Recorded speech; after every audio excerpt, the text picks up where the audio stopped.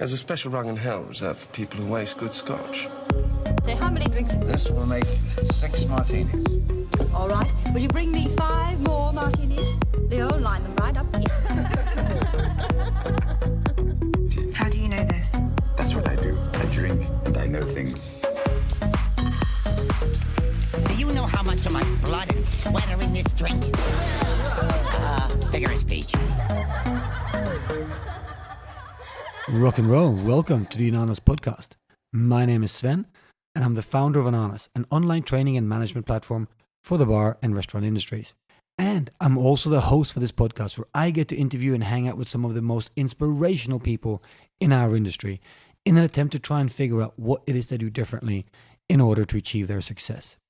In this episode, we have Sean Finter joining us all the way from Annapolis. Sean is the founder and CEO of Barmetrix, a hospitality service and coaching business that, in a nutshell, helps business owners solve problems they have in their company and helps them unlock their potential. I actually did some work with Barmetrix here in Australia nearly 20 years ago when I first started out consulting and expanding my work beyond the bar. And it was fantastic to take this opportunity to catch up with Sean and get some of his input and learnings on how to become a better bar and restaurant operator. I know personally that there are at least a few things from this conversation that I want to take away and deploy in my own bar and restaurant group. It was early morning here in Sydney when we did this recording, and there was a bit of wildlife in the background, a few cockatoos, some king parrots and lorikeets making their voices heard, but I hope that only adds to the ambience. So, here it is, my conversation with Sean Finter. All right, rock and roll. Welcome to another Ananas podcast. With me today, I have none other than Sean Finter, the CEO and founder of Barmetrix. Welcome to the Ananas podcast, my friend. Yeah, man. Thanks for having me. I wish I was with you face to face. So do I, man. So do I. I do look forward to the days of us being able to meet in person again. Hopefully not too far away. Yeah, for sure. Mate, you know, we go back a few years, man. I've known you since your time here in Australia back in the early 2000s when you were running Barmetrix here. And this was after you started and sold your own, bar and restaurant business. So I'm really keen to start there. Normally we go back to the beginning, but I think if I was to do that with you, there'd be so much to talk about. So I want to get into something that I heard you say recently on another podcast, read in an article, which I found really interesting. You said that being happy and being successful are not the same thing. And I'd love to start with that quote and ask you to elaborate on what you mean by that and why it's such an important thing to be aware of. Yeah, well, I learned the hard way. I was young when I landed in Sydney. I was 26 years old and ignorant and arrogant enough to think I could do it. And I made a go of it, and financially, building a bar group, I was successful by all typical standards, except the ones that really matter. Relationally, I burned a lot of relationships, including, I really ground down my relationship with my wife, and I was a young father and wasn't really present there, working 90 hours a week. And physically, I was a mess. I ballooned up to 275 pounds. And drank more coffee and Red Bull than any person ever should. And I thought that was the price of admission, right, to being successful. If you're like me, and I had a bit of a chip on my shoulder. I haven't graduated high school. I certainly didn't go to university. I'm not from money. I was a kid with a Canadian accent on the other side of the world. And I thought that in order to be successful, you had to work tirelessly every day, all day. And then I didn't know how to turn it off when I got home. So even when I was home, I just wasn't a good human being. I wasn't present. So I've spent the last 15 years trying to coach other people, show them what I did financially, because all that stuff still works. And then also show them that you got to live life on the way through. Like, that's true success, right? Making some money, being in control of your time, loving your family, being a good friend, being a good community member, all the things that I wish I had done at that time rather than just work. That's great. I actually remember I listened to a Tim Ferriss podcast not long ago, and Tim Ferriss quite often asks people, name someone that you think are successful. And I can't remember who answered this, but he came back and said, well, it's impossible to know, really what's successful. He said, if Richard Branson set out to live a nice and quiet life, and tend his garden and kind of live a life of obscurity and peace, he could not be considered successful, because this is not where he ended up. And understanding what people's actual goals and needs are before, I suppose is important. It's not just about financial success; it's also about success in your private life. And how did you? Yeah. And what is the trick to finding that balance, do you think? Well, for me, when I sold the group and then started to follow my passion, people say it's easy when you've got a bit of money behind you to do that, but I know plenty of friends that have just been smarter than me, and just said, hey, I'm going to pursue something that has great meaning to me, and also make sure that I'm protective of the things that are worthy of protection, like time with my family and time with myself. That's something I never gave myself either, to just be and to take care of myself. And nowadays it's a matter of really just keeping focused on all of the things that are important, and remembering that so much of this is just temporary, right? Like this situation we're in now, it's temporary. Business drama is temporary. We'll work through it, but health of your family and being a good person, to me, is a lot more meaningful today. Oh, 100%. And how do you? We'll get into I want to get back into Australia around 1999, 2000 in a minute. But since we are talking about, what do you? I think it's easy to say, that we'll get through this and things are temporary. Say talking to COVID-19, or say looking at running a business and saying you've got to be able to fit family in as well as the business in. But for a lot of people, that requires a lot of work. For instance, I've got 8 venues and a family to look after, and a tech startup, and then I do other dumb things like write books and things. And trying to fit all of that in is hard work, and I have to apply a lot of tools, I suppose, to get through it all. Do you have any, I suppose, efficiency, tips or tricks or things that you do to make sure that you can cover it all? How do you fit it all in, having a family and running and growing a business at the same time? Well, this is the main thing I didn't understand when I was a young entrepreneur. And we as humans, we're motivated by, only a few things. And the 2 major things for me anyways are the things that I'm like visibly and verbally accountable for, right? So if I say I'm going to do something and write down a business plan, I'm likely to go after it. Or, on your ego, you want to be someone, you want to show up in a certain way. I'm much more tech driven and business driven than that. And I brought a mentor into my life, an Australian gentleman who was 25 years my senior, but 200 years more mature than I am. And he said to me, when I asked for his help, he said, well, what do you want to do? And I told him about the business and everything else, and he said, yeah, but you said you weren't happy. What do you want to do about everything? Like, where's the plan for your family? Where's a written plan for your family? Where's a written plan for your community? Where's a written plan for you? And he said, this is the problem with young people today, that we have one plan, business, go for it. He said, I want to see 4 plans before I'm willing to help you. So my coaching group today, that's what it's all about. Everyone has to submit 4 different plans to get in, and anyone who says I'm too busy to put 5 hours a month into my community, we walk by. We just say, hey, let us know when you're ready to come back, because I'm telling you, there's a 5x or 10x return on that investment that you're going to make. Same with your family. When you commit to your children and your wife and your mother and your grandmother and say, here's what I'm going to do this year, I promise you, magical things happen when you write shit down and people hold you accountable. That's right. I mean, this. I want to touch on this later, just because I do know your past with EO. This sounds like the EO framework. Family, personal, business, and community. Is that right? Mm-hmm. Awesome. Yeah, it absolutely is. So I joined Entrepreneurs Organization when I was in Sydney. I was probably 28 years old.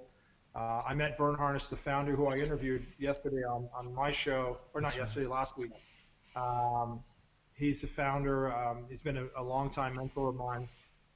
And there's a sort of sub, I love the birds there. Sounds like someone's killing that one up. That's what it's called, breakfast.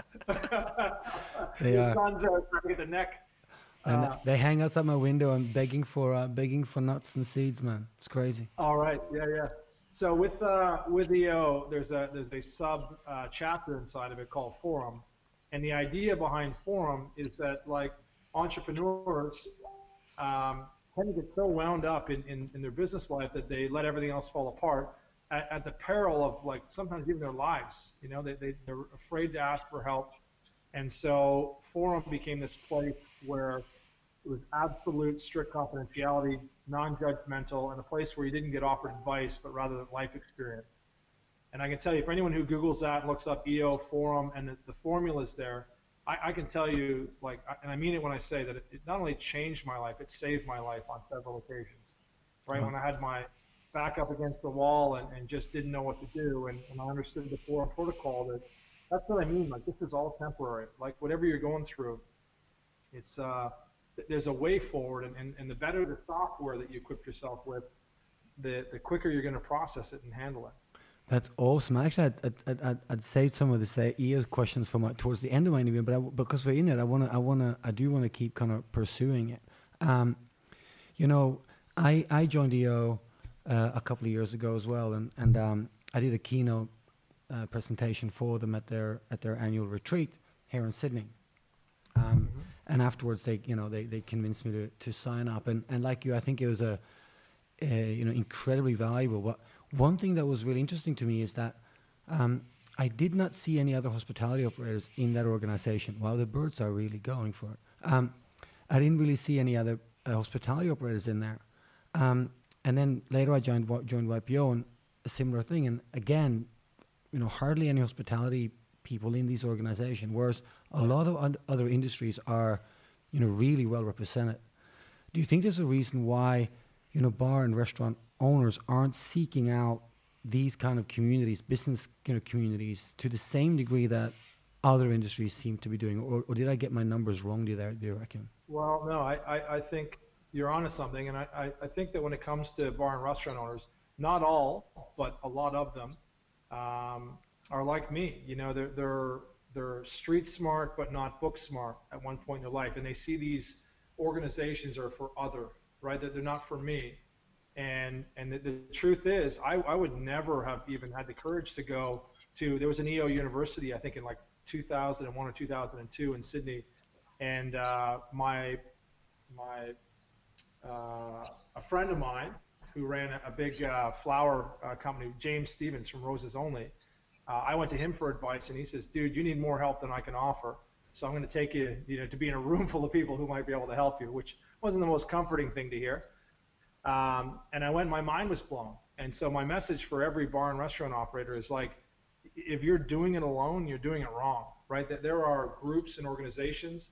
There are, you could set up your own group. Like I'm telling people right now through this, like within a 5-kilometer radius, you should be sitting down, or at least on Zoom once a month with 7 other operators in your area, owners, and saying, hey, what are you doing? What do you think about this? And what if we only 50% capacity? How are you going to stretch that? If you're not talking and sharing right now, you're losing, right? That's how you win, is to collaborate. 100%. I think that's really interesting. I mean, I find that our industry tends to be quite, insular, and that everybody wants to keep their cards. Not everybody, but a lot of people want to keep their cards close to the chest. People are very rarely go out and ask others for help. People are keeping their pouring prices close to their chest, their cost of goods price close to their chest, their profit margin. There's very little sharing. And then, but once COVID-19 hit here, all of a sudden, my phone was ringing all the time, other operators reaching out. And likewise, I was calling a bunch of other operators, reaching out to them.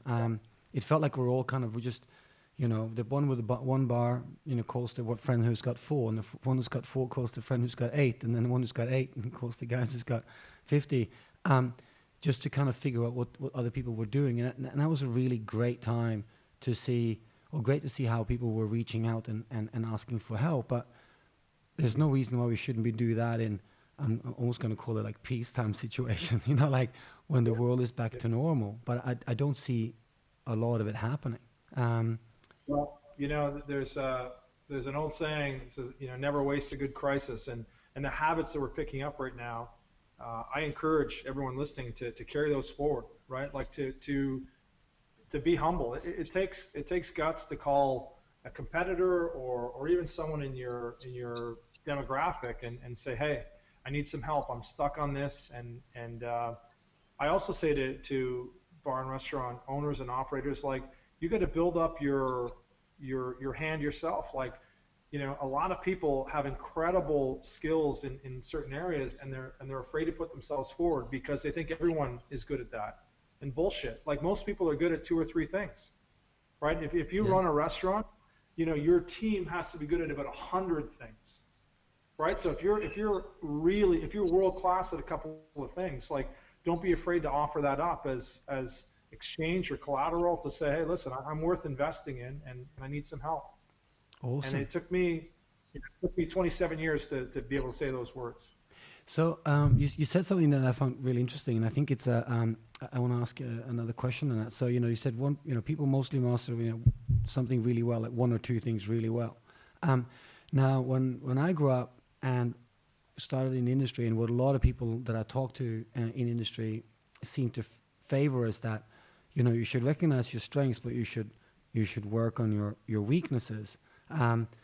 Whereas my approach is very different. I prefer to not ignore my weaknesses, but to be aware of my weaknesses, but then keep honing my strengths. What's your thinking there in terms of how people should approach these things if they have discovered some strengths and weaknesses? Where do they put their focus in? Yeah, well, so you look at both ends of the spectrum, and I think that go to the weakness side first. A gentleman named Ellie Goldratt wrote a book years ago called The Goal, and it was one of the first business books. It was like a fable, which allowed me to consume it because at that time I learned to read when I was 20. So at that time in my life, I was just like, able to wrap my head around certain concepts and so forth. But what he talks about in The Goal is a book about factory, and it doesn't sound very sexy, but it's a book about the theory of constraints, right? So we all have a constraint, a weakness, which largely determines our ultimate output, right? Like if you are constricted in a certain way, it's ultimate effect what you're really good at. So what I've done, or what I've tried to do, is put people around me that offset my weaknesses, and then really focus and be really honest to say, hey, listen, here are the few things that I'm good at, and if I spend any more than like 20% of my time outside of that wheelhouse, not only will I not be good at it, I'll become bitter, but I have to constantly cycle to see where the constraint is, because as we build and change a team, all that shows up in business and in my ultimate output. That's awesome. And how do you manage those percentages? I do similar things. I'm going to do this, do that, and then I don't hold myself accountable to where I spend my time. Do you have any kind of way of doing that, or is it more anecdotal? You feel like that's where your time is being spent? No, I really time block. So if you were to look at my monthly calendar, like everything's blocked, and I'm not a big 15-minute guy, 10-minute guy, because shit takes longer than that, right? You think you can gear up and gear through it and do all this stuff, but I'm like half an hour here, an hour and a half there. So I map everything in, and it doesn't, only extend to 8 in the morning till 5 or whatever hours you work. That goes through my whole day, my whole night. I kind of map things in, and then 2 things happen past there. One is I verify it at the end. I've got a great assistant who will look and say, hey, did that actually happen? What got in the way, or what blindsided me, or whatever else. But for the most part, I try to stick to it. And then at the end of the month, I heat map my last month's calendar. So, green means that it gave me energy. Like that task, that assignment, this interview with you today. The reason I didn't do interviews for a couple of years is that I just got tired with it and bored, and people were always asking about money, and it just didn't really interest me. So they all started showing up as red. And then yellow means that, yeah, there's something there, but I didn't do it right or it didn't feel right. And green means it gives me energy. So then I look at next month and say, okay, I need to do more of these things that give me energy. Otherwise, I just become a prick and not very useful, right? So I keep looking at it, and you have to have someone else look at it with you and hold you accountable. Otherwise, you kind of let things bleed a little bit. I love that. That's pretty awesome. I might try to adapt some of that stuff. Also, like again, what gives you and does not give you energy seems to, for me, we have a similar thing in our updates in YPO. It's all about where where did the positive and negative energy kind of come from or go. Right. Before we dive back to 1999 and talk about Australia Forward, since we were talking a bit about entrepreneurship and EO and tools, what were some of the, can you pinpoint a couple of things, one or two things that had the biggest impact on you, from joining an organization such as that, where there is a guidance and a support system for founders and CEOs? Yeah, I'd say the top three things were forum is definitely number one. You got to Google it, look it up, and see what it's about. And anyone can do forum. You don't have to be a part of EO. You could set up something similar. EO does a great job of teaching it, coaching it, and then putting members in place so you can join a group. Secondly, though, I would say monthly education. Like if you're in business for yourself or a senior executive working for someone else, and you are not attending like a monthly, like a big idea, someone giving you everything they've got, like the best of their stuff for, I don't know what EO costs anymore, but it's like not much money, right? It's like, here's a guy who just did exactly what you want to do on that subject, and it's electric. And then thirdly, the simple act of being a part of a group like that means that you are networking with like-minded people. Right? Maybe not people you would choose to have in your circle, but when I go to the events, I was a board member for a long time, so that's a whole different experience. You're hearing a lot of people's problems and stuff, but as a regular member, you get to network and cycle with, I'm in the DC chapter, which is the original chapter, 180 or maybe 220 members actually.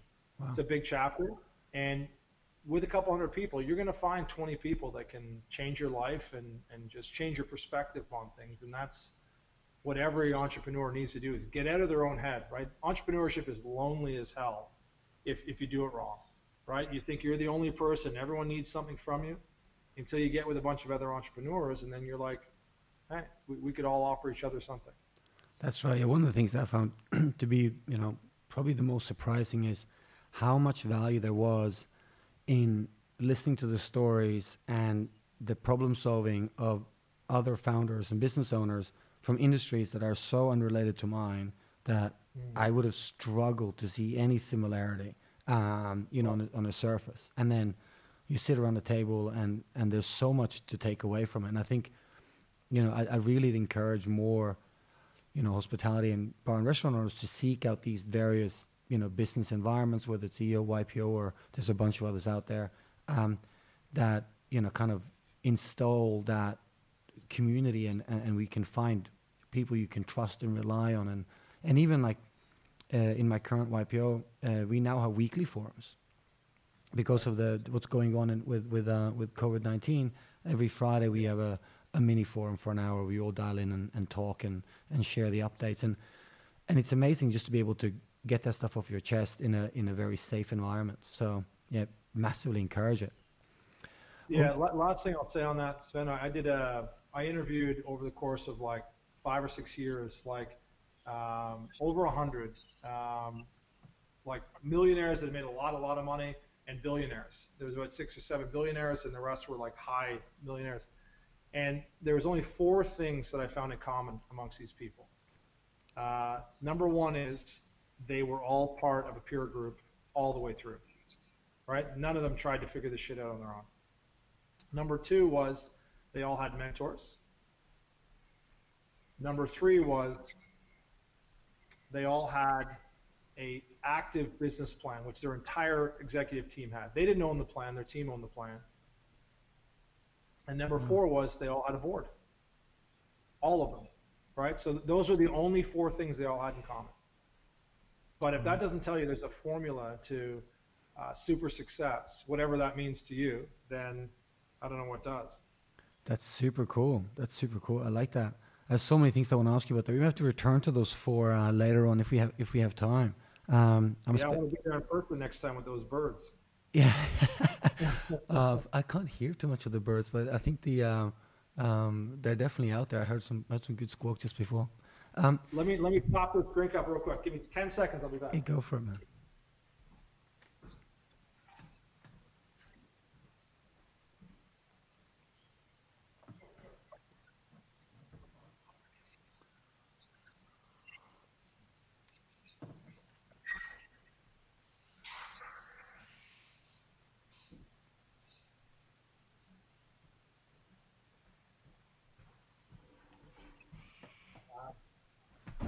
All right.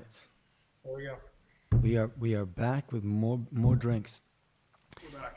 Now let's go back to Australia in 1999. So you sold out you had a bar and restaurant business that you'd built up in Sydney. You sold it at about the age of 32, 33, I believe.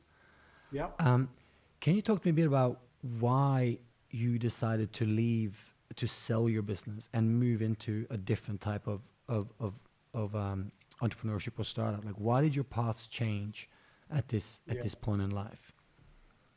Yeah, there's a few reasons, and it really became clear kind of in my last year or two of ownership in retail through having mentors around me, right? People that were just, I think what people should understand about mentors is they really don't give you a lot of answers. They just ask you the right questions, right? They really cause you to reflect and to challenge yourself on why you're doing certain things and what motivates you. So firstly, I knew that physically and relationally, like I wasn't in good shape. And so I knew something had to change. Secondly, the thing that I enjoyed most about the ownership experience at a retail level was the build. I love the build and I love the hustle. I love getting open. I love the 120 days after that. And then I became bored with it.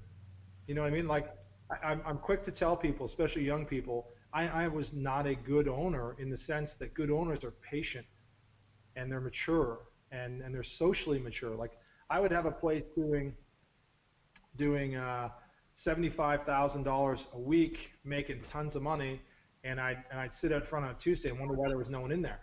You know what I mean? Like that is not a good, smart owner. And I'd say the third reason is that I didn't see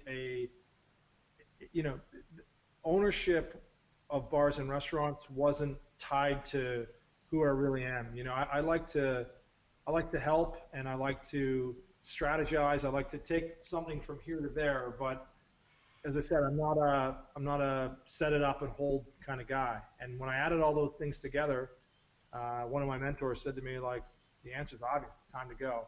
And then when I was made an offer to go, it was an easy decision. That's awesome.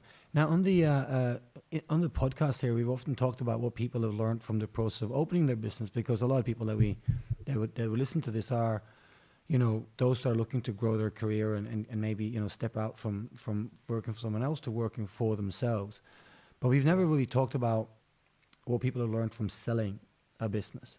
So going back to that time, what were some of the lessons you learned when you sold your first company? And are there any things that, you know, bar and restaurant owners really should consider when they go to sell their company? Because there's, I've looked at I've been involved with a number of different, you know, seen a lot of friends go through the selling component, and it's not straightforward, and mistakes can be made, right? Yeah, well, there's a lot in that. You know, firstly, selling the way that I did essentially was like there's a date, there's a key exchange, and I wanted to go. I was ready to go back to North America because I wanted my kids to be near their cousins and their grandparents and all that. So that was easy for me. But what wasn't easy was that I didn't have any sort of plan for myself afterwards. Right, and like as crazy as that sounds, people say, "Oh, I'd love to have a year off." Well, you guys have had a month off. How's it feel? Right, a month without purpose. As birds are crazy. The schedule isn't ideal, right? Like as humans, we're bound by purpose, and when you don't really have one, you find yourself just kind of like feeling less than, right? Like you're like, what am I doing here? And then thirdly, I realized I didn't have a good relationship with money. When I had a little bit in the bank suddenly, I was like, I grew up in a family. We had everything we needed, but like, kind of small town, 2,000 town, farming town in Canada. And, I just realized like my perception of anyone that had like millions of dollars was like them, right? Like, and not always good them.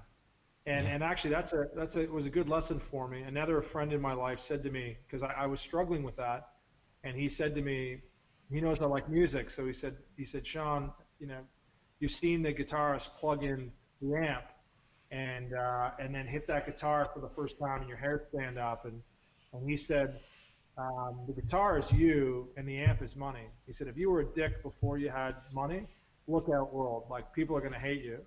And if you were a good guy before, you're going to do an awful lot of good in this world, make beautiful music.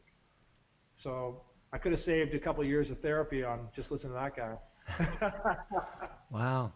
Yeah, I think it's. I mean, I read this story once. This guy was explaining the kind of the pitfalls of wealth, and he was like, you start off one day, you're riding your bike and you see this dude in a car, and you're like, it's a used car, but you're like, fuck, I'd like to have my car one day. And one day you get your first car and it's a used car, but you look at your neighbor with a new car, and you're like, wow, I'd like to be able to have a new car. And when you first get your new car, it's great, but it's not a German car, so you'd like that. Right. And then, but that's still not an Italian car when you get that one. So it's always, you just kind of, people just constantly enter these different realms of things they can't afford, and whatever they was aspiration before becomes the norm very quickly. And people, quite often, we don't appreciate, what we have and what is required. And in the end, it doesn't take a lot of like I have some friends out there with way too much money, and they had this concept of what was it? Oh, what was it called now? It basically had to do with the fact that you didn't have to think about money when you make a decision, and I think for a lot of people, if you could go out and purchase your food for dinner and not have to worry about meeting rents, and if a small hiccup comes up, you can afford it. That's basically as much freedom as money's going to give you. After that, you are tied into a whole bunch of things that you can't afford based on, I suppose, your desires. But day to day, it's about covering the basics there. And then you have that freedom. It's when you have pressure on being able to do day-to-day things that I think money can really cause problems in people's lives. Yeah, well, there was definitely an extended period of my time in my life where I gave a shit about what people think, and therefore, I started to try to dress to impress and buy things, and today, I'm not that way. I'm in a nice place. I like, I think life's about experiences. So I'm in a nice box. This Franklin House is a cool box for me to educate and collaborate with people. I have a used car that I drive, and I have a used Harley that I drive. And that's it. I don't, people don't like the noise that my bike makes or the year of my car. I could give a shit. I live on the water, and I have a good office, and what more do you need? Exactly. And fuck what people think. I really don't care. Yeah. It's important. So going back to actually what we were talking about, the selling of a business. So, as now, I suppose is consultant a word that I can use for you in terms of what you do, or? Yeah. Yeah. Yeah. Well, yeah, we do consulting. I do some coaching. We just help other operators. We support the retailers, and that's where I get my buzz in business. I always have. I like being the behind the scenes guy to help people break through, and the truth is I get a lot more success or a lot more happiness out of someone's success than my own. I've had plenty of my own. I don't say that to, boast, but I think if you work hard enough and smart enough for a long period of time, you start to expect that you'll be successful on some level. But when you see people that are just working really hard and just need some help in breaking through the other side, that's a beautiful feeling to be a part of that. 100%. I think that's awesome. So then, as a consultant and coach, have you come across any mistakes, since you sold your own, but some common mistakes that bar and restaurant owners do when they sell their companies? Like, what are some key things to avoid, in your opinion, when people are considering to sell their business? Well, most people don't have their business set up, positioned for sale. Like I think all businesses should be, because that's when you're at your best. When you're mindful of like the few key drivers that drive the price. When everything's tight, everything's right. You're running a business that could be sold. There's a lot when it comes to partners, and this industry typically has 1, 2, 3 partners involved in the business, and you find the misalignment like right around the time the money's being offered. That's a terrible time to find out you guys aren't aligned.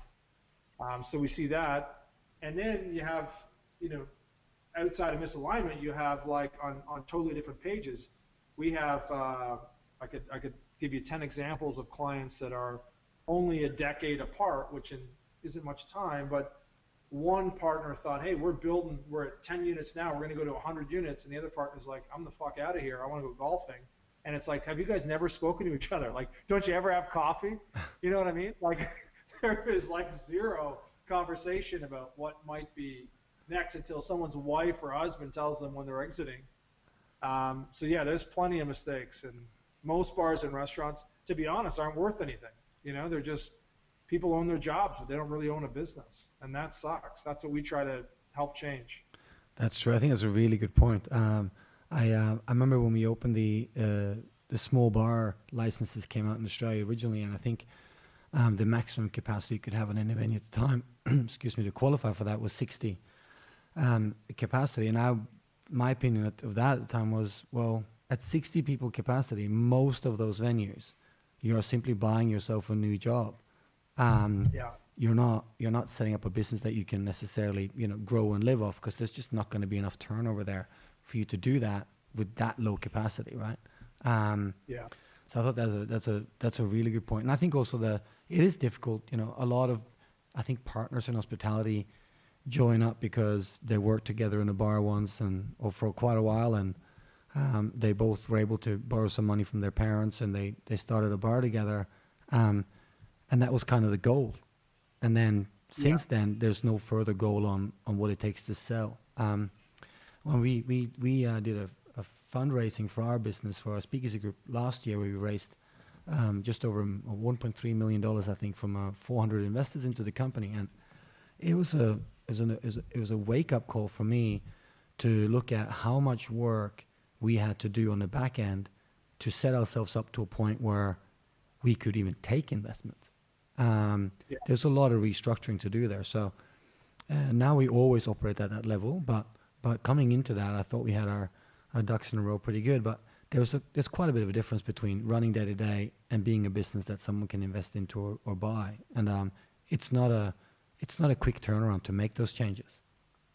Yeah, no, it's not. And any owner who wonders, if his or her business is like a grade A business in this industry, we always talk about 15, 6, 7. So if you're not knocking down 15% net profits on a month-by-month basis, if you can't leave your business for 6 months, maybe you could take the occasional call, but you have to go. You're in the hospital, you're in Fiji, you're wherever you are. And if your business doesn't have a 7-figure value, if you couldn't get $1 million or 2 or 3 for it tomorrow, according to a multiple, and which means that your lease has to be in line, your brand has to be in line, you can't be declining, then that's not a prime business, right? So the goal is to, one of two things. One, appreciate that you're not, and ride that old horse for as long as you'd like. You can beat that horse in the ground and make some money on the way. Like, I'm not saying that you have. Or the other is position yourself to hit those numbers. And that's a journey, right? And that's some of the more worthy work you could do sometimes. I love that. I think it's one thing that I miss a lot when we are talking to, whether it's a podcast or say a panel discussion, whatever, with different owners, is that quite often these numbers, the metrics and numbers don't turn up. And I love the fact that you just shared like the 15%, the leave for 6 months and the 7-figure value is awesome. Are there any other, when you talk to venues, any other metrics or numbers that you talk to people about hitting, or that you think can help, help you assess where your business is going, or help in terms of setting goals? Because I find the specifics can be like that's where the real value lies for people. Yeah, well, when you look at different types of businesses, right? And that's the thing about the bar and restaurant business, is that there's, it's not like a petrol station, right? Like if you're at the corner of Main and Main and the prices are X. These are like in the Australian market, pubs are a very different animal than our nightclubs, that are restaurants and so forth. So one of the things that we look at and help our clients position themselves with is to say that you got to figure out where you are in the lifespan of your brand, right? If you given that we're in an industry that 8 of 10 businesses fail inside of 5 years, right? Let's start there and go, holy shit, like what are we doing here to begin with? I'll never forget the first time I went to a bank after I had two properties and said, hey, I'm looking for institutional funding to grow my group. And the bank manager said, hey, Sean, I really like it. I'm glad you bank with us. But he said, let me just point out a few things and the reason we don't. Number one, you sell liquid drugs. Number two, you employ minimum wage workers into the face of your brand. They don't want to work there. Number three, it's dark. Number four, no one can hear shit going on in that business. You just kept going through this list. I was thinking to myself, what am I doing here? What am I doing in the industry? So it's tough at the best of times to make money. But if you look at the arc of a business, there's only 2 types of businesses. Those are growing or those that are decaying, right? So is your business truly growing or is it decaying? Secondly, we look at like the likelihood of that brand, like how strong is that brand? Is it a 2-year, 4-year, 6-year? At some point, someone's got to cut it and flush it and move it through. You've got major lease issues, right? And there's no promises with leases. That's the biggest problem with our businesses, is that, you got guys like Danny Meyer closing up shop in New York City because the landlord jacked them up. And even Danny Meyer can't make it work, right? So what's that say about, the other 99% of the industry? You look at the debt load that some of these businesses have, understanding the nucleus that runs the business. There are businesses, we have clients in all over the country, all over the world, but in DC near me, in New York, where the founders do about 80% of the magic. That's a problem, right? That's not replicable, right? So we break down all these factors and then have to break people's hearts sometimes and say, hey, listen, I wouldn't pay you 10 cents for the business because you take out these 3 people, your lease is coming up, your brand's declining, this is happening, your debt load's here, and there's nothing left, right? It's a depressing scenario. However, if you understand that metrics and you can start to work into it, you start to fill in the gaps and bolster your position in each of those places. And for the founders to get out of the way, right? At some point, you've been open 2, 3, 4 years. Like, your job then is to cultivate the next genius, the next young blood to come up and take it forward. If people take that mindset, then yeah, you can have a group worth 2, 5, 10, 20, $200 million. Exactly. That is awesome. In terms of the value of the business, I'll come across a few. Mostly what happens when I come across it is we're looking at, say, opening a new venue, and we come across someone who wants to sell there, so somebody contacts us to sell there. So normally the reason they want to sell is that it's losing money. And then they may be losing, not necessarily a lot, but say 50, 100 grand a year at this point, which of course is, any negative is not great. Working super hard to be negative money is not good. Paying to go to work essentially. But then they'll come and ask you for $500,000 because that's what they need to clear their debt, which is completely unrelated to what the business would be worth. What kind of multiples, in your experience, should bar and restaurant owners be looking at when they are assessing what the potential value of a business could be? Because hospitality doesn't attract the kind of multiples normally that you see in a lot of other industries because of its transient nature, trends come and go, that kind of thing. But for those listening, if you look at the three major factors that come in, and of course there's plenty, there's 30 or 40 different factors, but the three major ones are brand, property, whatever the leaseholding is, and then the people that are there, like what are you actually leaving behind? So you do that mathematics and you figure out that, you've got some shortcomings. What you just described in a business that's losing money, people used to ask me, how did I buy all these businesses in Sydney? I bought them for $1. I was like the Grim Reaper. I used to show up on the door.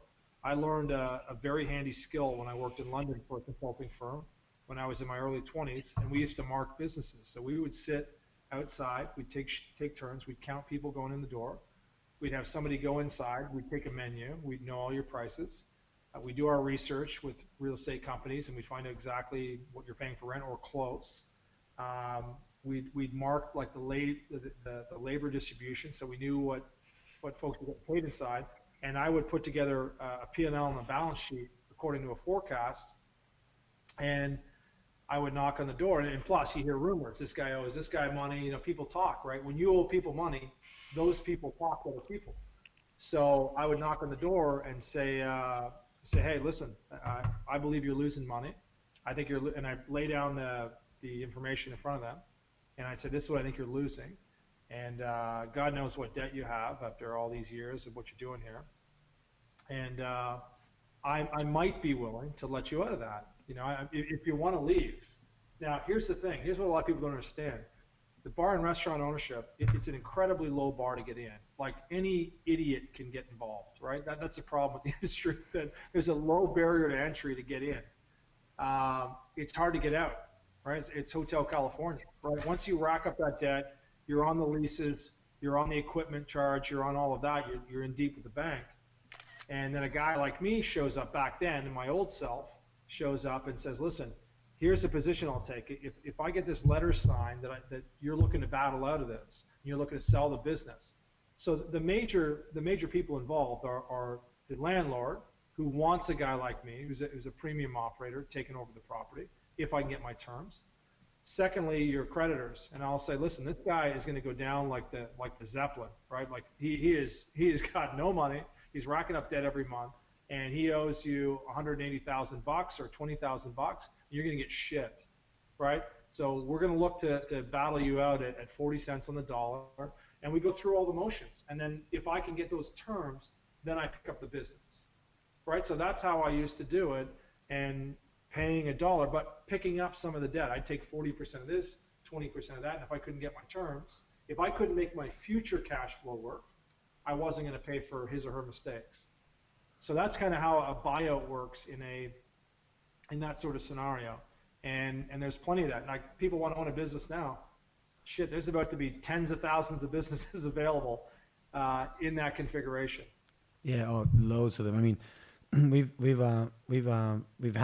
bought people out in the past, and we normally don't take on debt, but quite often what we've done is, if a venue ends up closing, we'll come in and take over a fully fitted out venue and not pay for it, because our intention has never been to keep the brand that was in there. But yeah, I found it really interesting. In terms of the multiples, I think what I've seen in Australia for a healthy business, hospitality business are lucky to get 2 to 3 times their net profit as a value. I'm not sure if that's the same in the States. It's the Wild West over here, man. Like, you can get, I know people that have got 25 times EBITDA. I know people that have got 1. It all depends on those other factors. And also, a lot of people that have money that want to buy in don't have the institutional knowledge, so they want you on the hook. So I get calls like literally right now, every other week, from workout groups that want me to come in, be the face of the group, battle out the debt, help carry the brand forward, and then I would take 8 points or 9 points on that, and I get a big retainer and all that. There's lots of different ways to do it. There's very few premium brands built to sell, right? And those are the ones, like, if you start that way, or at least you get that thinking early on, you're going to do well, for you and your family if you do. That's awesome. Let's go back into. I love the ducking and weaving, and we're changing topics. This is great. Yeah. So going back into so you sold your business, and then you started another. So, when you set up Barmetrix and you moved in, you said the desire there was to do something different. You didn't consider yourself as an owner of bars being what you wanted to do. You mentioned more about setting things up rather than holding it. Yeah. But in terms of creating a company such as Barmetrix back then, like what was your goal behind it, and how has the company changed since you first started it? Have you had changed direction? Have you had to pivot? What's the difference between the business today and the business as it was 20 years ago when you set it up? Yeah, well, surprisingly, very little. Sure, lots has changed in the meantime, but the impetus for Barmetrix was I decided that I wanted to help 10 other people have success in the area that I had success and avoid some of the pitfalls that I had.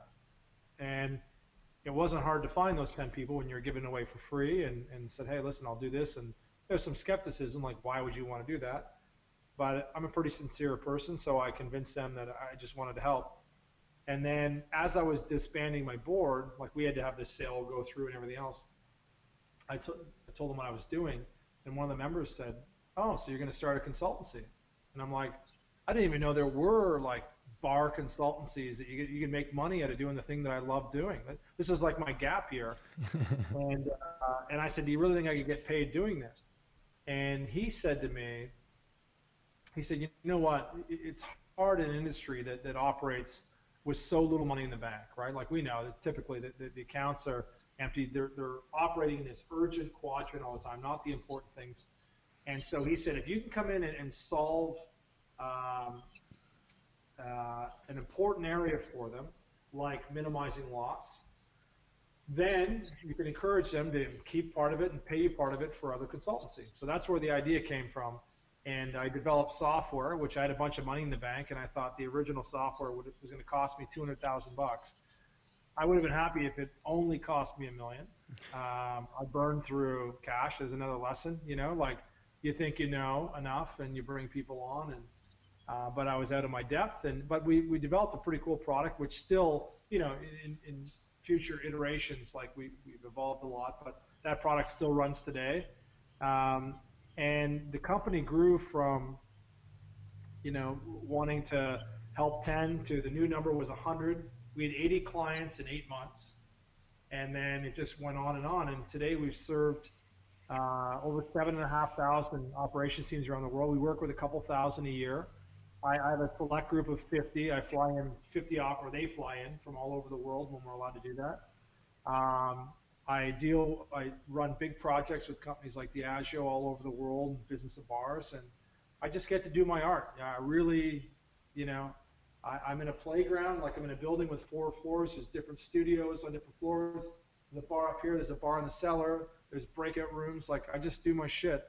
And there's 3 movie or film studios in this building as well. So amazing. The company's changed, but it's really the same thing. I just wanted to help other people, and if you can get paid doing that as well, like, wow, who knew? That is very, very cool. Since you mentioned technology, I'm keen to kind of jump into that, because back when I first met you, I remember being really impressed with how you were incorporating technology into your business. Excuse me, geez, I need to drink whiskey, I think, in the morning. My voice is just terrible. Yeah. It works really well in the afternoon, but morning apparently not so much recommended. But yeah, so at the time I hadn't seen another stock taking system like the one you had developed, and I think the Pro Trainer was in its early stages. Actually ran some Pro Trainer sessions for you back in a long time ago. That's right. Do you think we as an industry are embracing and adapting new technology quickly enough, or do you think that we are lagging behind compared to a lot of other industries? I think we're totally lagging behind, and I think that businesses that do, technology is just measurement, right? So like when you look at, if you measure what's important, and what I know, like, I grew up playing hockey in Canada, and I remember years later, fast forward to when I left Australia, I moved to Annapolis, Maryland, where I am now. I went to watch a Washington Capitals game. They were playing against another professional hockey team, and a friend of mine played for that team. And I went to watch the practice the day before with my son. And they're doing the exact same drills that we were doing when we were 14, 15 years old. I couldn't believe it. Like, I went there to see the next level, and, you know what I mean? Business is the basics. And if you can do the basics at an elite level and take a whole group of people and constantly ratchet them up 2%, 3%, 4%, you outperform the market. You know, you just do. And that's why when I was running venues, and now when I'm coaching people to do that, you look at like peak hours, for example. In our industry, 80% of business is done during 20% of hours of operation, right? So if you have a bartender in Australia who can produce or a collective team of 5 bartenders at a place that are doing $600 per hour, you know, what's the difference between $600 and $800 per hour? It's training, it's intensity, it's benchmarks. But the difference of that $200 is 70% net margin. I can make more on the increase. If I went in any bar, most bars in North America, I could say, hey, listen, all I want to do is take the increase, and you keep everything else, and I'll make the whole business better. And I would make more money than the owners would, right? People just get complacent, and busy is busy. And I think that's bullshit. Like, busy is your opportunity to fine-tune the mechanism, and away you go. Oh, 100%. What's the old, I'm not sure it's a saying, but you know, it's easier to get someone who's in your venue to buy one extra drink than it's to get someone off the street to come in and buy their first. You know? Yeah. This is the time to optimize when you have people in the business and it's busy. Yeah. And who wants to be 5 deep, right? When you're there with your mates and you want to be hanging at your table, and suddenly you're 5 deep at a bar rather than 2 deep because you have an unequipped team. And you know, I think that a business needs like a sports team. You need like a general manager, and you need a coach, but you need a trainer as well. And the trainer needs tools. Yeah. And to be able to say to that cocky athlete, or in this case bartender, like, no, you're not that good, right? Here's what great looks like in our business, and you're just below that. And I'd love to see you above to bring the pack up. So while we're on technology, so I agree with you. I think in hospitality we've been super slow at embracing tech. In your opinion, what is some of the key tech that most businesses should be embracing right now, but are not? So, for instance, I know that in our bar and restaurant business in the Speakeasy Group, we probably aren't using, say, a booking platform such as the Open Table to their full capacity with regards to the analytics they can give us. And we can use them to improve the business. So, you know, looking at, you know, the industry at large, like what is some technology that's out there that people should be embracing, you feel, but are not, or aren't embracing enough? Looking, and I spend a bit of time now with clients looking at different systems. So POS today, like, you know, when I was operating venues in Sydney, our POS system was a digital cash register. That's all it was. POS today is like, you know, just like anything, the average consumer uses about 2 or 3% of it. And I think that if you were a dedicated and passionate owner, you would want to make sure that you're using the best of that system, 10, 20, 30% of it, that staff are getting the order at the table, they're tracking the distance between here and there, they're looking at what's moving, they're looking at the audience type and all of that. Scheduling, what I've found through a lot of the research that we've done is that you would think that, like, on the main bar, 3 player in your estimation bartenders would yield the highest output in 3 collective hours during peak service. What we're finding is that, like, 2 A's and a B have a better outcome than 3 A's, right? A's are all kind of show ponies, and you need that B, that grinder in there who doesn't mind doing this and doing that, that keeps pushing people along. It's got the personality and so forth. And instead of netting, you know, $4,500, they're taking $5,200. So looking at the metrics, like stepping back from your business and saying, looking at the cameras, like just for flow, right? We do a lot of that with our clients and say, well, you know, where are the bottlenecks? And we have a venue that we work with in Washington, D.C. that had a capacity on one level of like 280. And every Friday, every Saturday, I had 280 people in there. and the dollar value was, say, $20,000 a night. Well, we dropped it down to 260, and that dollar value went to 21,000. We dropped it down to 252, and it went to $23,000. Right? Like, people don't, as much as they want to sheeple, but at some point you're like, fuck, I just want to move around. I want to spend my money, and I want to. So looking at the metrics in your business and making sure you've got all the tools in place to do that. And then I know you've got a kick-ass system, which I've been looking at for your online learning. And I tell you what, like, if you can take your knowledge and the nucleus and like wring their head like a bar rag and say, listen, what's the best that we could give to you? And then build those young people back up and have some mentorship around that. You combine all that stuff together, and you've got a mechanism in business that can earn you a lot of money. Exactly. I think one thing that I like when you talk about the point of sale systems, I always feel that a point of sale systems in many ways, it's like an iPhone in the hands of my grandma. Right. It gets used for phone calls and text messages, right? It's a fucking computer, and these point of sale systems normally are quite often they're used to ring up products and take cash, but it can do so much more. Right.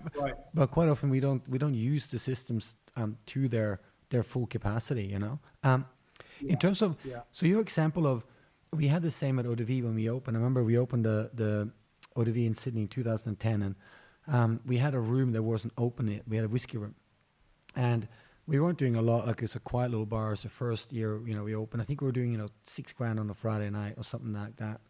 And we opened up our whiskey room, which allowed us to nearly double the capacity of the venue. And we still only took $6,000. Wow. And so what I immediately did was we closed the whiskey room down, and because it turned out that the bar we'd set up when we opened was only really able to serve the number of people that were in the main room. We couldn't handle the whiskey room. So whether or not there were 100 people or 60 people, the turnover remained the same. And I'd rather have 60 people that were really stoked with their service rather than 100 people that felt it was kind of mediocre.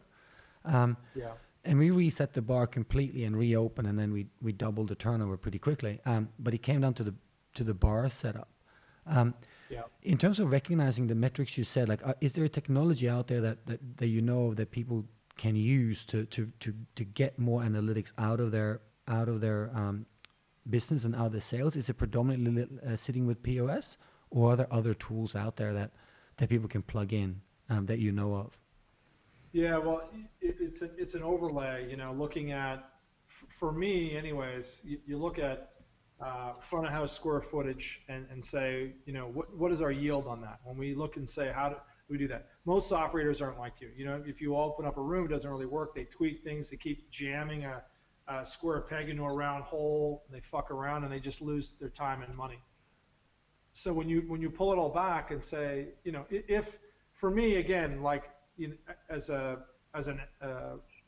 joke, like a recovering bar owner, my focus was on, like, dollars per square meter, right? And I understood that, and I said, what's the highest yield? Now, hospitality was my passion, what I was doing, but this is how we kept score and said, how do we do that? And for example, where other venues, I had Naran Young on the other day, who used to operate right across the road at Bayswater Brasserie. He's doing 30, 40 cocktails. We were doing 8. That's all we were capable of. To yield the kind of money, sure, we could have made a fucking mess with 30 and stroked their own egos and everything else, but we would have been a mess. But I said, listen, our goal is to yield the highest dollar per square meter and delight people, right? Have people really impressed with what we do. And the fact was, we weren't capable of much more than 8 drinks and a menu of, like, 12 mains and 6 appetizers and 3 desserts, right? That's all we did. And we did pretty well.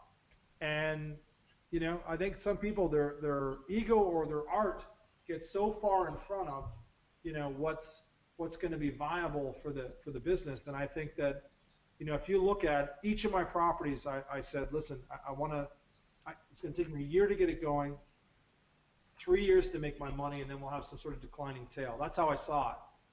And certainly not how I positioned it when I put it for sale, but that's how I saw it. And I think if other people think of it that way, like what's the maximum amount that we can yield this year running an ethical business at hospitality forward? That's how I saw it. That's awesome. Now we gotta. I know you're a busy man, so I'm not gonna take up too much more of your time, man. But when I did my research, so even though I've known you for quite a while, I always like to do a bit of digging and research when I have these chats. I came across I'm not sure how I would have missed it, but caught up in my own role too much. But I came across this a term called napkinomics, and I am what is it? What is napkinomics, and why is it important for bar and restaurant owners? I saw you do a talk about this, I think for Diageo, and I was quite interested in figuring out exactly what is this. So I actually do a lot of work now with students at universities here in the U.S. and in Canada, and that's the number one course that I get asked to teach, and I believe it's the number one reason why I was successful as a young operator. So what napkinomics is it's a single page that puts an entire bar or restaurant group on the same page, and you look at it, there's kind of three columns, so that the center top is the purpose for the business, right? And I really believe that there's so much bullshit around, especially a lot of American companies and the rah and our purpose is to do the best by our customers. Like, I think if you're in the bar business and you really expect the top 1% of people in the industry to quit their job, move across town, get in an airplane to work for you, you better give them a damn good reason to fight, right? So, so you got to get your purpose straight. Then from there, you've got to look and say, like if we gathered a bunch of kids together in the backyard, they never played soccer before, and we said, okay, you're going to play soccer.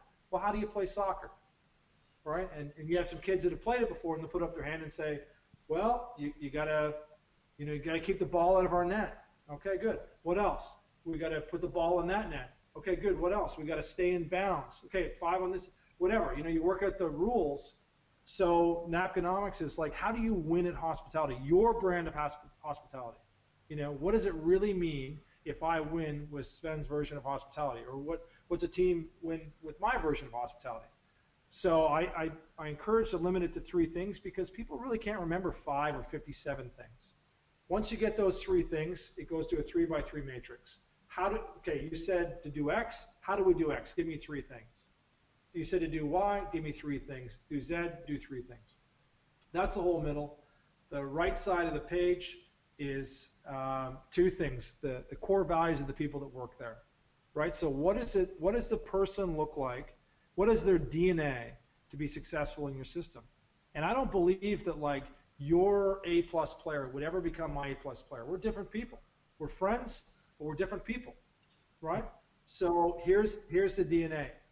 I'll give you one example. For me, I'm crazy about being on time, right? So like if you come 14 minutes early to work, you're a minute late, right? I want you to be not only on time, but fucking ready to go to battle every day.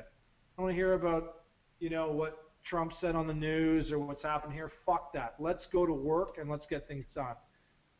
In our company, every year, everybody re-ups every year. Our number one core value is you gotta want it. So for my people, if you're not willing to fight for our clients and go to battle every day, and I get that shit changes, right? You had a baby, you want to go back to school, you're tired, whatever, good year to step off and go be an A player with somebody else.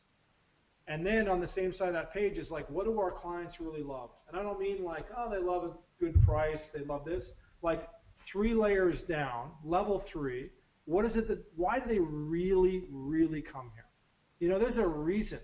In Sydney, there's 8,000 other places they could be tonight. Why are they here again and again? The opposite side, far right, is what do they hate? What do you do? Not me, because I don't see them often. What the fuck do you do that upsets them, right? And I tell you, the number one thing, people hate feeling invisible. They don't want to see your cell phone, right? People say, oh, how do you manage that? You manage it by saying no cell phone. Also, no angry monkeys. No things on fire in front of house. Like, you know what I mean? How do you manage a cell phone? What customer wants to feel invisible right? They get that at home, they get that at work, they don't get that with my business. So that's the love side. And then down the bottom of the right is 5 steps or less in how do you recover a relationship, right? Like I tell people, if you do this really well, and some of like the people that study with me win best bar in Europe, best bar in the world, best bar in America. If you do it really well, I can only promise you one thing. You will fuck up every night. And when you do, there is a best practice to recover a relationship. And the relationship in great bars is worth $5,000, $10,000, $25,000. So you better know how to do it in 5 steps. And only 2% of the time you need a manager to come and rescue you, right? You own the experience. You own that relationship, and you now need to recover it. So if you can get all that on one page, and in any one of your businesses, if I put a Napconomics page down in front of every single person that works there, and they can all fill it out the exact same, you were in the top 1% in the world. And why shouldn't they know what people love, hate, your values, how to win? You know what I mean? Like these are the most important things. However, we have bar managers and owners that write fucking manuals that are 400 pages deep. They don't include any of this stuff. That's true. Right? I only had 1 page. I didn't have all that other shit. The 400-page manuals are crazy. And they don't get read, man. Like we still see them. I'm surprised. We were going out to talk to venues about, the online training platform on Ananas, where you can host all your internal processes and procedures, and have tests, and you can see your team's performance if they actually know the information. But I was so shocked to walk into, really top end, wildly acclaimed, venues both locally and internationally, and see these huge ring binders of printed up A4 information that was put together 7 years ago when the bar first was set up or whatever, still being handed out to staff on their first day, and still just going in the bin when they turn home, because who wants to start a job by reading 400 freaking pages of dated information? 80% of which don't apply to you necessarily as a waiter. Like, you got to still read it, everything that goes in for the seller and the chef. It's all in there. What we do, Sven, is give that 400-page manual back to the GM or the owner and say, take this highlighter and highlight all the shit that you really want someone to know, and realize that you've got this much bandwidth. You got a kid in college or it's a baby at home or whatever else, like, let's be real. And you take that 400-page manual, and they'll take it and look at it and go, this is just a pile of dog shit. Yeah, it doesn't mean anything to anybody. And then I'd argue it's doing way more harm than good. You make someone feel inferior. Yeah, exactly. Man, so with there's so many things I can ask, right? But and a lot of these questions are kind of selfish because I can apply them in my own business. Wow. But while we're talking about hospitality and some metrics, you have customers in the US, UK, and in Australia, and there must be differences by country in terms of what the pain points are. Or do you see the same pain points in Australia versus the USA? I'd imagine one of the big surprises we had here, we had a guy from New York come over to work for us for a bit to learn. So he owned several bars in New York, but wanted to come to work for us at ODV to pick up new things. And so we let him sit in on our management meetings because he was an owner, but he just worked for us as a bartender. He was only there for a short while.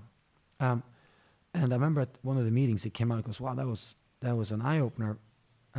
He goes, I've never, ever spoken about wage cost in my business. Right. And in Australia, wage cost is your number one expense. And like, say, for instance, in, rent, on the other hand, may, depending on your venue, may be a lesser cost to you than the cost of limes. But, wage cost is the number one. What kind of differences do you see in pain points around the world? Do they vary, or what are they saying?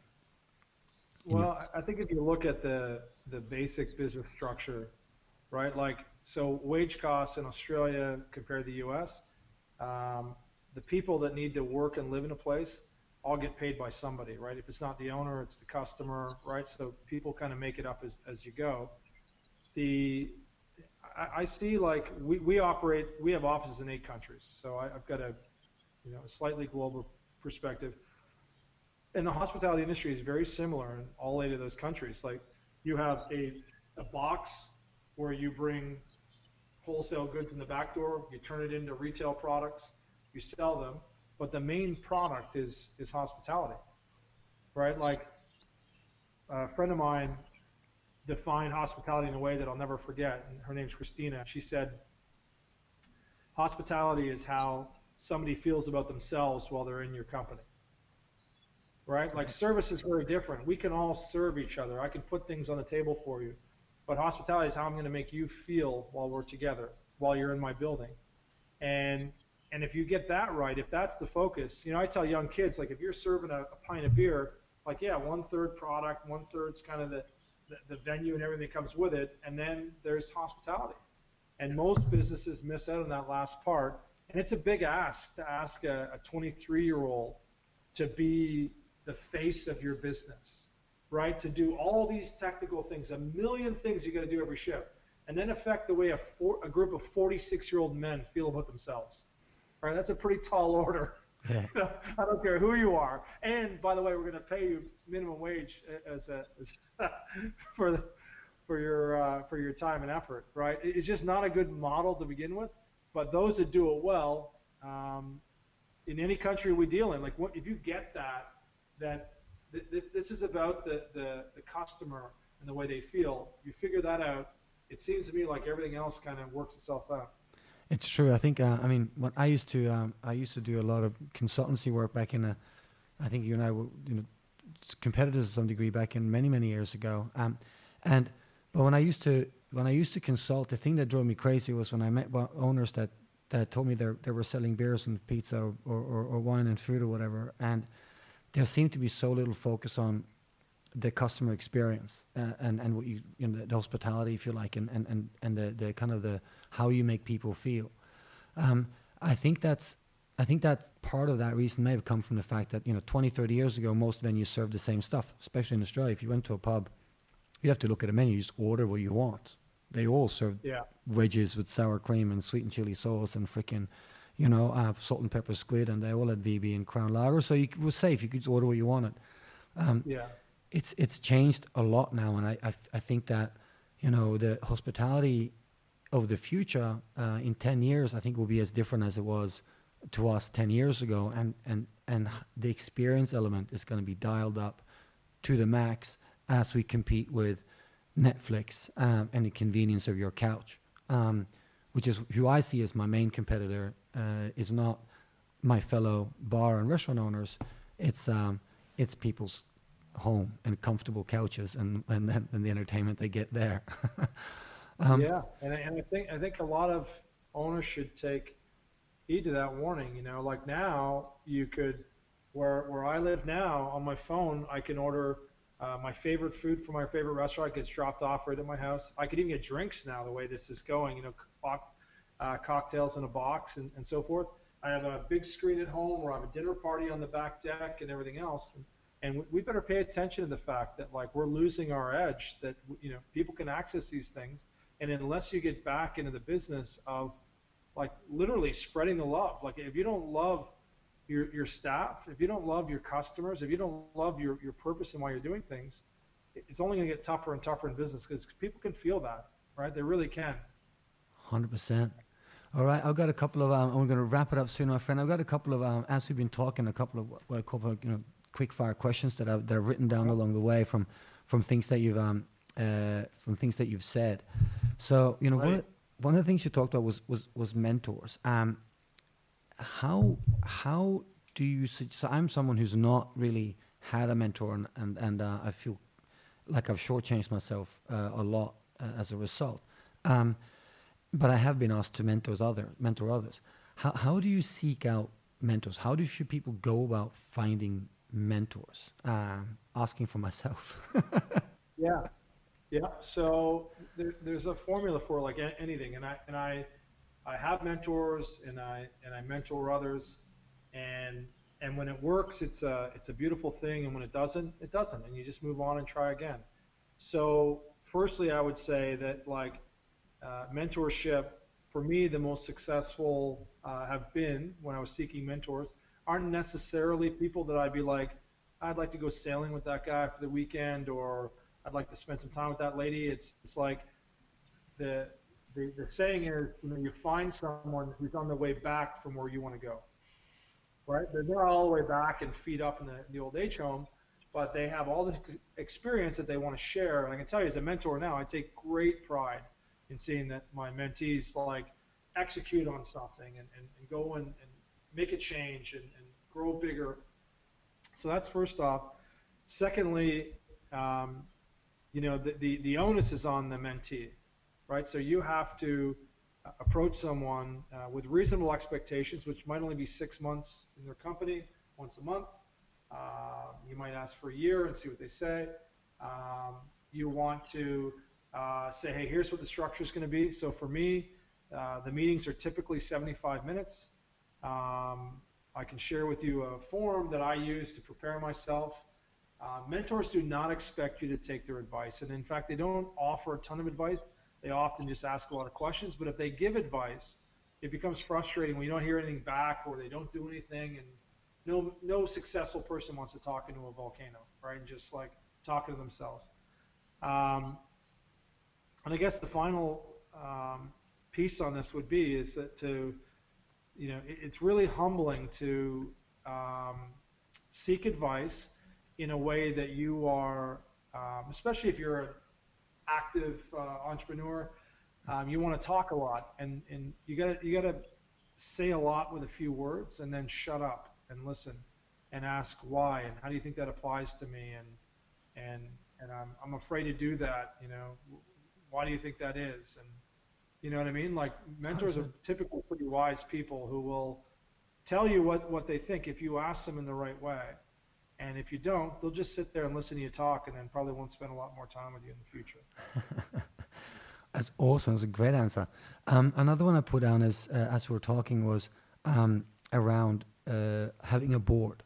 So, I think for a lot of bar owners, that sounds like a very, very corporate thing to do. And a lot of us that run bars and restaurants probably fancy ourselves to be very non-corporate.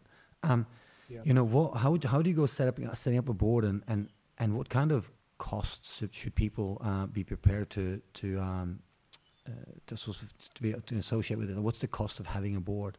Is there a financial cost, and how do you set one up? Would you suggest?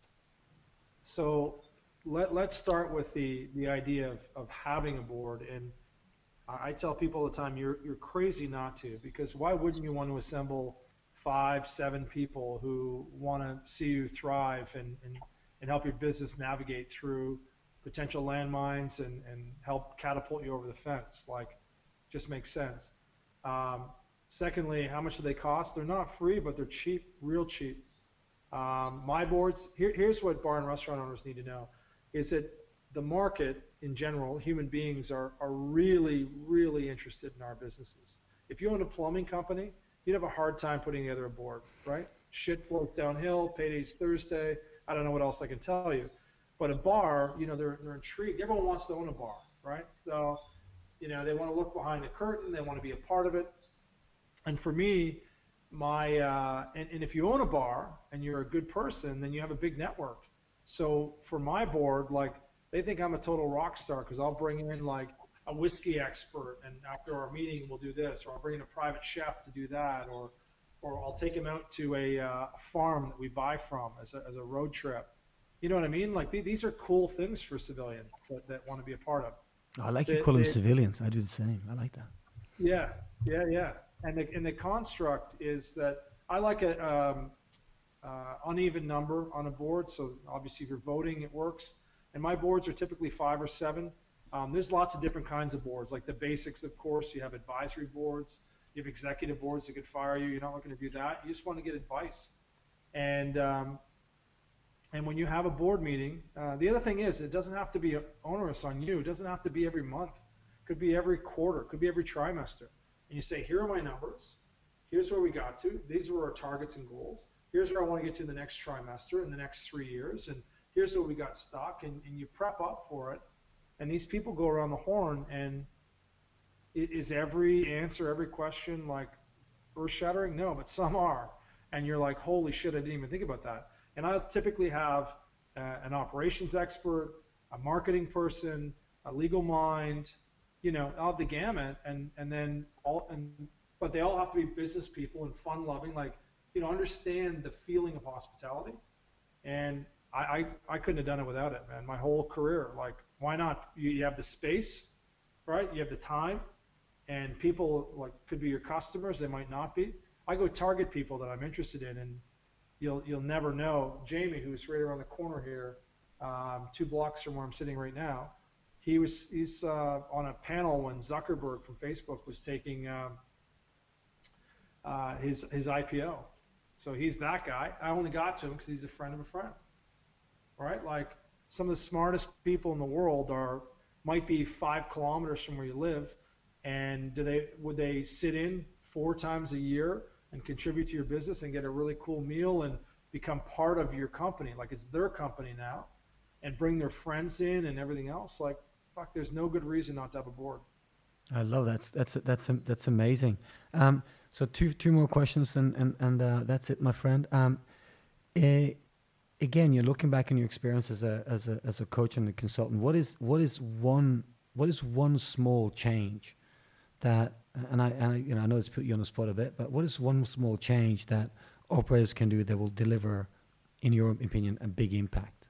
So one thing that people may not be doing or are doing that they need to change that will have a big impact based on what you've experienced in your work. Yeah, I think, for me, one of the first things I try to do with operators that I'm coaching, especially if they're partners in the business, is to step back and get their personal life in order. And anyone can work 60, 70, 80 hours a week for a little while, a couple of years.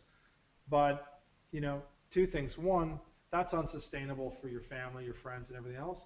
And then on the other side, if your business needs you to work that much, it's not much of a business, right? You got to be able to step back a little and take a breath so that you can position yourself physically and mentally to be the best version of yourself, right? In my experience, businesses don't get stuck. They're a thing, right? People get stuck. And it's like you're on this treadmill and you're running, and then next thing you know, you jump off the treadmill and you're in quicksand. You got to get out of all that and go, okay, I'm on my own 2 feet. Here's what I'm good at. Here's what I'm not good at. Let's have an honest dialogue with my partners. Let's restructure this thing and get back to my art and see if I can get healthy enough and catch my breath enough to make a go of this. And when they do, almost always they outperform their old self. That's awesome. Looking after yourself. That's great. Now the final question I've got, man, is one I ask a lot of people that come on here. So it is, if you could make one sweeping change to our industry, so not just one thing that I can do as a person, if you could make one sweeping change to our industry, so let's say you've got incredible powers, it could be locally, it could be globally, it could be legislative, it could be trends, it could be behaviors, anything at all. If you could make one sweeping change to the industry, what would that one thing be off the top of your head? I think that'd be easy for me. It'd be that we would treat each other in the industry, and especially in our own businesses, as well as we profess to treat our guests, right? That we treat the young man or the 45-year-old man washing our dishes, or the 52-year-old lady chopping our vegetables, and treat them with respect and dignity, and offer them a pathway forward to grab the next rung of the ladder on the way up. I think if we did a better job for ourselves, it's kind of ironic, right? An industry set up for hospitality to treat each other well, but yet we don't treat each other very well. And I think if we did, we would all get an awful lot further and have less turnover and less animosity and just be better people as a result. That's awesome. That's great advice, man. I thank you so much for jumping on the podcast. Do you have any other closing words, words of wisdom that nuggets I failed to extract from you during our chat that you'd like to share as any closing words? Well, you mentioned earlier that you've got some young people listening that are getting started in the industry, and where do you go from here? And if the reason that I'm on stages all over the world every year outside of right now when this is happening is to help anybody understand. You don't have to be from the right place. I don't have the right degree. I don't have a high school diploma. There's everything on paper would seem like this isn't in my favor. Yet if you are willing to work hard and hopefully healthy as well, and you adopt mentorship. Like I put myself in London beside people who would invest in me and help me grow and help me become a better version of myself. And then you take calculated risks, right? Like you can put yourself on the ladder. I was 27 and I owned my first bar and restaurant, and it's possible for anybody, but you have to do the work. And I hope to see more of that. It's possible. It's a beautiful thing if that's what you want to do. And if it's not, if you just want to be the best chef in your restaurant or in your town, like put yourself beside really good people and good things will happen and do the work. Amazing. Thank you so much, buddy. That was fantastic. I really, really appreciate your time. I appreciate you coming on here and sharing, not only your journey, but so much of what you have learned and also sharing some real insights into how we can, what we can, take into our businesses to do to improve them. So thank you so much for coming on our podcast, man. It's been an absolute pleasure to catch up with you. Legend. Awesome. Yeah, my pleasure. And I look forward to seeing you in person real soon, Sven. Have a cigar and a whiskey in your backyard. All right. Boom, baby. This is Sven again. Thank you so much for listening to the podcast. I hope you found that both interesting and informative, and that there was something in there for you that you can take with you in your future career in hospitality. Now, if you want to follow what we're doing here at Ananas, pop over to our Facebook page. You can find us on facebook.com/Ananas Academy. Give us a thumbs up and a like, and there'll be loads of material on there. We'll be announcing any new courses and new podcasts on there as well.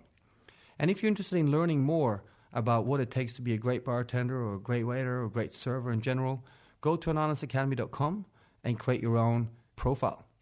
Now, if you're an owner or a venue manager and you'd like to give the gift of Ananas to your team, you can visit ananasacademy.com and create your own organization there and start inviting your team to start learning. That's it. Rock and roll. I hope to see you back here again soon for more podcasts. Cheers and kapow. Boom.